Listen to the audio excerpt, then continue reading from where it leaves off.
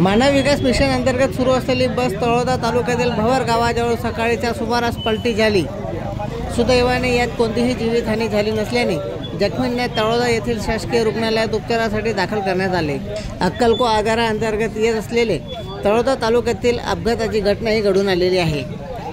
तळोदा बस स्थानकातून मानव विकास मिशनची बस वाल्हेरी या ठिकाणी रवाना करण्यात आलेली होती।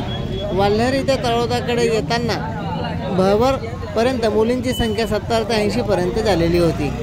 जवळजवळ या विद्यार्थी 15 वर्षाच्या दरम्यान असाव्यात। वाहन चालकांच्या वाहनावरील ताबा सुटल्याने भवर गावाजवळ वळण रस्त्यावर बस पलटी झाली व बस पलटी होताच परिसरातील नागरिकांची मदत करण्यासाठी या ठिकाणी धाव झाली।